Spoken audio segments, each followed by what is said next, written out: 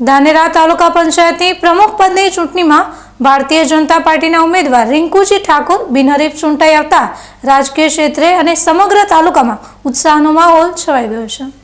ધાનેરા તાલુકા પંચાયતના પ્રમુખ પદ માટે આજે ઇન્ચાર્જ પ્રાંત અધિકારી કે.એચ. વાઘેલા અને તાલુકા વિકાસ અધિકારી મહેન્દ્રભાઈ ચૌધરીની સત્તાવાર હાજરીમાં ચૂંટણી પ્રક્રિયા હાથ ધરવામાં આવી હતી। કોંગ્રેસના ઉમેદવારે ગત રોજ જ પોતાની ઉમેદવારી પરત ખેંચી લેતા માત્ર રિંકુજી ઠાકોરની એક જ ઉમેદવારી બાકી રહી હતી, જેથી પ્રાંત અધિકારી દ્વારા તેમને બિનહરીફ પ્રમુખ તરીકે જાહેર કરવામાં આવ્યા હતા।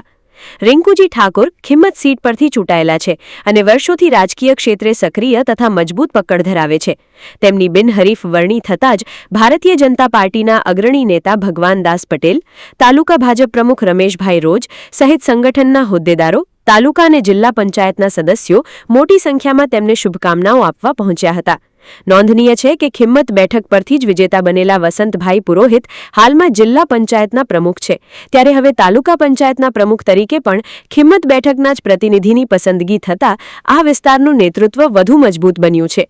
નવનિયુક્ત પ્રમુખે સૌનો આભાર માનીને ધાનેરા તાલુકાના ગ્રામીણ વિસ્તારોમાં વિકાસ કાર્યોને નવી ઊંચાઈએ પહોંચાડવાનો દ્રઢ વિશ્વાસ વ્યક્ત કર્યો હતો। આજરોજ તાલુકા પંચાયતના પ્રમુખ તરીકે ભારતીય જનતા પાર્ટીના મોવડી મંડળમાં પ્રદેશ અધ્યક્ષ જગદીશ વિશ્વકર્માજી, ઝોન મહામંત્રી શ્રી અજય બ્રહ્મભટ્ટ સાહેબ, આપણા જિલ્લાના પ્રભારી ધવલભાઈ દવે, જિલ્લા અધ્યક્ષ કીર્તિસિંહજી વાઘેલા, આપણા જિલ્લાના ઝોન મહામંત્રી શ્રેયાંશભાઈ પ્રજાપતિ અને આપણા અહીંના ધાનેરાના લોકપ્રિય આગેવાન ભગવાનભાઈ પટેલ, ધારાસભ્ય શ્રી માવજીભાઈ, જિલ્લા પંચાયતના પ્રમુખ શ્રી વસંતભાઈ પુરોહિત તથા તાલુકા ભાજપના પ્રમુખ મહામંત્રી અને આ વિસ્તારના તમામ નેતાઓએ મારા ઉપર જે વિશ્વાસ મૂક્યો છે એ વિશ્વાસને હું પરિપૂર્ણ કરવા માટેનો સતત પ્રયત્ન કરીશ અને આ વિસ્તારમાં ધાનેરા તાલુકામાં જે છેવાડાના લોકો સુધી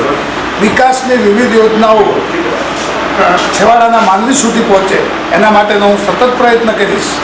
આજે પ્રમુખની ચૂંટણીમાં કોંગ્રેસ પાસે બહુમતી ન હોવાથી એમણે પોતાનું ફોર્મ પરત કાલે ખેંચી લીધું હતું, એટલે બિનહરીફ મારી વરણી થઈ છે અને એ વરણી ભારતીય જનતા પાર્ટી જે મારા ઉપર વિશ્વાસ મૂક્યો છે એ વિશ્વાસને સાર્થક કરવાનો પ્રયત્ન કરીશ અને આ વિસ્તારની તમામે તમામ પ્રજા માટે તાલુકાની જે પણ નાની મોટી યોજનાઓ છે એ યોજનાઓ છે છેવાડાના માનવી સુધી પહોંચે એ માટેનો સતત પ્રયત્ન કરીશ। તાલુકા પંચાયતના મારા સાથી મિત્રોને પણ તમામ કોઈ પણ કામ હોય એમાં સાથે લઈ અને ચાલવાનો પૂરેપૂરો પ્રયત્ન કરીશ એવો હું આપને વિશ્વાસ આપું છું।